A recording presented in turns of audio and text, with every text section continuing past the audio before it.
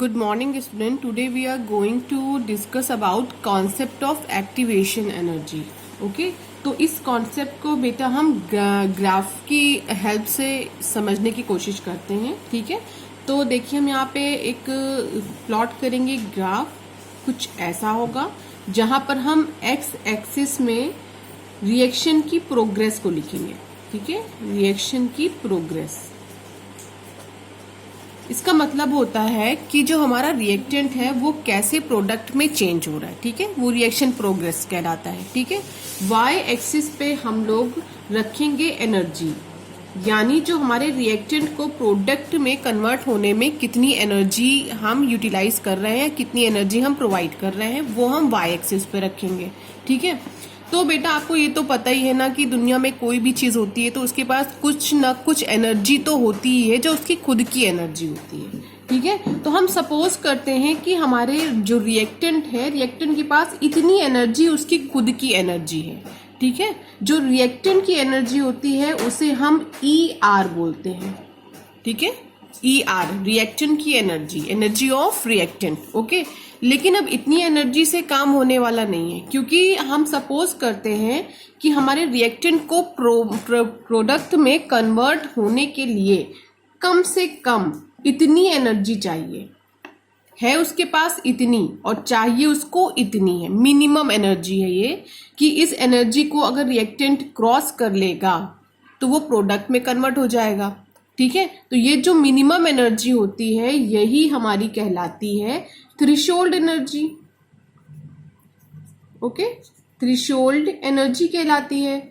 आप देखोगे कहीं कुछ कुछ बुक में इसको ET से भी रिप्रेजेंट करते हैं, कुछ ETH से भी रिप्रेजेंट करते हैं. ठीक है, तो ये हमारी क्या होती है, थ्रेशोल्ड एनर्जी. तो थ्रेशोल्ड एनर्जी वो मिनिमम एनर्जी होती है जो हर एक रिएक्टेंट को चाहिए ही होती है प्रोडक्ट में कन्वर्ट होने के बाद. इसी एनर्जी बैरियर को जब अचीव करता है रिएक्टेंट तभी वो प्रोडक्ट में कन्वर्ट होता है. तो वही मिनिमम एनर्जी थ्रेशोल्ड एनर्जी कहलाती है. ओके, तो रिएक्टेंट के पास अपनी इतनी सी एनर्जी है. ठीक है, देखते हैं कितनी है. इतनी एनर्जी तो है रिएक्टेंट के पास, इतनी उसको चाहिए प्रोडक्ट में कन्वर्ट होने के लिए. ठीक है, तो ये जो एनर्जी आप प्रोवाइड करते हो किसी रिएक्टेंट को, ठीक है, कि वो प्रोडक्ट में कन्वर्ट हो जाए, तो यही एनर्जी आपकी कहलाती है एक्टिवेशन एनर्जी. ठीक है, ये वो एनर्जी है जो आप प्रोवाइड करते हो किसी भी रिएक्टेंट को कि वो थ्रेशोल्ड एनर्जी के बैरियर को क्रॉस कर ले और प्रोडक्ट में कन्वर्ट हो जाए. तो उसी को हम बोलते हैं क्या, एक्टिवेशन एनर्जी.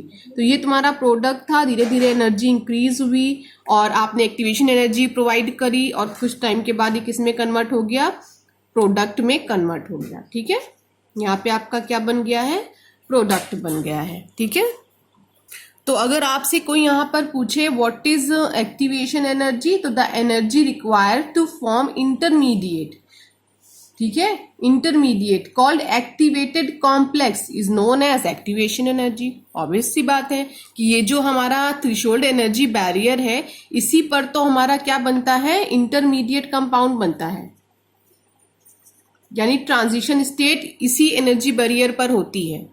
जब इंटरमीडिएट कंपाउंड बन जाता है रिएक्टेंट और प्रोडक्ट के बीच में, तभी वो कंपाउंड किस में कन्वर्ट हो जाता है, प्रोडक्ट में कन्वर्ट हो जाता है. ठीक है, तो सपोज यहाँ पर आपके कोई रिएक्टेंट A है, B है, तो A B जो है अभी आपस में कोई बॉन्ड इन्होंने किया नहीं है, ये अचीव करेंगे पहले थ्रेशोल्ड एनर्जी को. जब ये यहाँ पर एनर्जी यहाँ तक पहुंच जाएंगे तो इनके बीच में एक इंटरमीडिएट कंपाउंड बनेगा. उसके बाद जैसे ही इस बैरियर को ये क्रॉस करेंगे तो इंटरमीडिएट कंपाउंड में जो इनका ओल्ड वाला बॉन्ड होगा वो ब्रेक हो जाएगा और न्यू वाला बॉन्ड जो है का मतलब बन जाएगा. ठीक है, फॉर्म हो जाएगा और प्रोडक्ट हमें मिल जाएगा. ठीक है, तो अगर हम यहाँ पर आपसे पूछें कि एक्टिवेशन एनर्जी का फॉर्मूला क्या आप फाइंड कर सकते हैं, तो EA इज इक्वल टू क्या होता है, ETH. ये देखिए ETH आपका क्या है, थ्रेशोल्ड एनर्जी. थ्रेशोल्ड एनर्जी से माइनस क्या कर दीजिए, ER रिएक्टेंट की एनर्जी, तो आपको क्या मिल जाएगा, एक्टिवेशन एनर्जी. इतना ही तो है एक्टिवेशन एनर्जी, इतने में से इतना सा आप माइनस कर दो तो बीच वाला इतना आपको मिल जाएगा. यही आपका क्या है, एक्टिवेशन एनर्जी.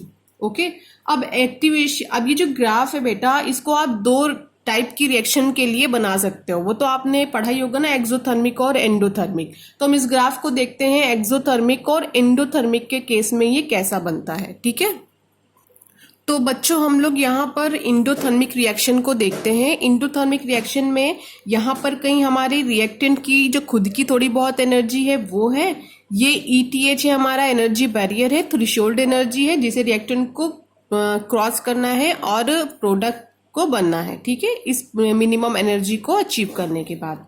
ठीक है, और ये एनर्जी हमारी है एक्टिवेशन एनर्जी, यानी ये एनर्जी हमने प्रोवाइड करी है बॉन्ड को ब्रेक करने के लिए। और कौन से वाले बॉन्ड को? पुराने वाले ओल्ड बॉन्ड को ब्रेक करने के लिए। सपोज करते हैं कि हमारी मैं एक रफ एज में आपको बता दे रही हूँ। सपोज कि हमारे पास ये H है, ये H है, H2 प्लस I2 में समझा देती हूँ, गिव्स आउट 2HI। ठीक है, तो ये H है और एक ये H है, प्लस ये I है, इसके बीच में बॉन्ड है, और ये I है। ये दोनों में सबसे पहले होगा क्या? एक नया बॉन्ड बनेगा, यानी बन रहा होगा। तो ये बॉन्ड की क्या हो रहा होगा? ब्रेक हो रहा होगा, तभी तो यहाँ पे HI बनेगा। ठीक है, तो इन दोनों के बीच का ये बॉन्ड जब टूटेगा तभी तो ये वाला बॉन्ड बनेगा, तभी तो HI आपको मिलेगा और नीचे HI आपको मिलेगा। तो ओल्ड बॉन्ड, ये पुराना वाला बॉन्ड है। ठीक है, ओल्ड बॉन्ड ब्रेक करने के लिए जो एनर्जी हम प्रोवाइड कर रहे हैं वो दूसरे, अगर आप वे में बोलो कि एक्टिवेशन एनर्जी क्या है, तो एक्टिवेशन एनर्जी वो एनर्जी भी है कि जो आप प्रोवाइड करते हो ओल्ड बॉन्ड को ब्रेक करने के लिए। ठीक है, तो ओल्ड बॉन्ड आपका ब्रेक होता है और यहाँ ट्रांजिशन स्टेट में कुछ ऐसा कॉम्प्लेक्स स्ट्रक्चर मिलता है आपको जो ट्रांजिशन कॉम्प्लेक्स कहलाता है या फिर इंटरमीडिएट कंपाउंड कहलाता है। फिर जैसे ही इस बैरियर को हमारा जो रिएक्टेंट होता है या हमारी रिएक्शन क्रॉस करती है, वैसे ही हमें प्रोडक्ट मिल जाता है। ठीक है, तो अब हम इंडोथर्मिक रिएक्शन के केस को देख रहे हैं। इंडोथर्मिक रिएक्शन के केस में कुछ ऐसा ग्राफ हमें मिलता है। देखिए, यहाँ पर हमने एनर्जी प्रोवाइड करी है, एक्टिवेशन एनर्जी प्रोवाइड करी है, यहाँ पर हमारा कंपाउंड बनना स्टार्ट हो गया है और यहाँ आते यहाँ पर ही हमारा क्या हो गया? प्रोडक्ट बन गया है। यहाँ पर हमारा प्रोडक्ट बन गया है। तो देखिए बच्चों, एक्टिवेशन एनर्जी आपने ज्यादा प्रोवाइड करी है और जो प्रोडक्ट बना है उसमें जो एनर्जी है वो कम आपकी रिलीज हुई है, काफी कम रिलीज हुई। देखिए, ये यहाँ से यहाँ तक इतना ही तो केवल मिला है और प्रोवाइड आपने इतनी एनर्जी करी है। ठीक है, तो बच्चों आपने देखिए रिएक्शन को एनर्जी यहाँ से लेकर यहाँ तक इतनी एनर्जी आपने प्रोवाइड कर, देखिए इतनी प्रोवाइड करी थी। ठीक है, जब प्रोडक्ट बना तो केवल इतनी एनर्जी रिलीज हुई, प्रोवाइड इतनी ज्यादा करी थी और इतनी जरा सी एनर्जी क्या हुई है? रिलीज हुई है। तो इसका मतलब है क्या? सीधा सा कि ये जो रिएक्शन है वो इंडोथर्मिक रिएक्शन है।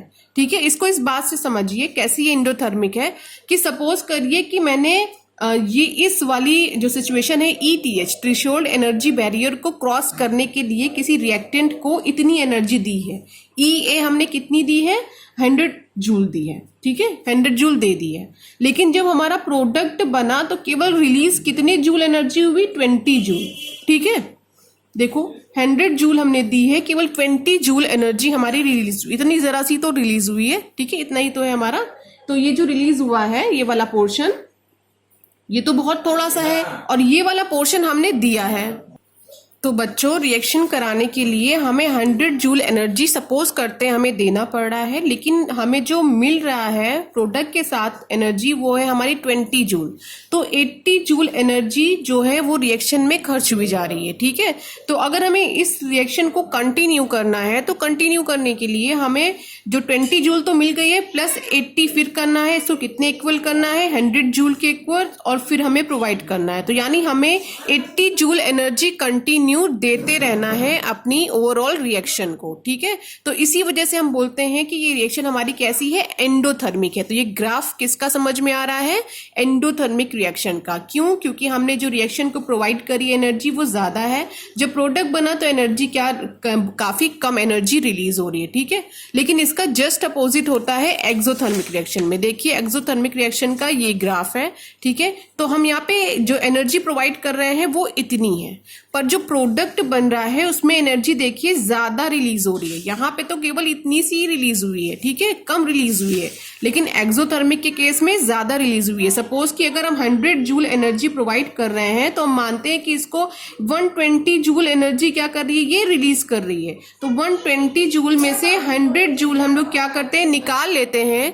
तो जो तो यहाँ पर बच्चों हम 100 जूल एनर्जी वापस रिएक्शन को कंटिन्यू करने के लिए दे रहे हैं, लेकिन तब भी 120 में से 100 माइनस करते हैं तो 20 जूल एनर्जी हमारा क्या हो रहा है, बच रहा है। इसीलिए ऐसी रिएक्शन को हम क्या बोलते हैं, एक्सोथर्मिक रिएक्शन बोलते हैं। तो ठीक है, एक्सोथर्मिक रिएक्शन के लिए डेल्टा एच क्या होता है, हमारा नेगेटिव होता है। तो डेल्टा एच एक्चुअली है क्या, जो हमारी रिएक्टेंट की एनर्जी है, जो हमारी प्रोडक्ट की एनर्जी है, दोनों को आप माइनस कर दो, हमें डेल्टा एच मिल जाएगा। तो एक्सोथर्मिक रिएक्शन के लिए डेल्टा एच हमारा नेगेटिव है। ठीक है, क्यों नेगेटिव है, देखिए ईपी क्या है, ई आर से नीचे है, इधर आइए, ईपी क्या है, ई आर से ऊपर है। ठीक है, तो डेल्टा एच यहाँ पे कहाँ पे मिलेगा, ईपी और ई आर का डिफरेंस ये मिलेगा हमें। ठीक है, तो यहाँ पे जो डेल्टा एच की वैल्यू है कैसी होती है, पॉजिटिव होती है। ठीक है, तो याद रखिएगा एंडोथर्मिक रिएक्शन के लिए डेल्टा एच हमारा पॉजिटिव होता है, एक्सोथर्मिक रिएक्शन के लिए डेल्टा एच हमारा नेगेटिव होता है। ठीक है, तो इसके बाद हमारा इस चैप्टर से रिलेटेड लास्ट टॉपिक बचा हुआ है इफेक्ट ऑफ कैटलिस्ट। ओके, तो अब हम अपने नेक्स्ट वीडियो में इफेक्ट ऑफ कैटलिस्ट को स्टडी करेंगे। ठीक।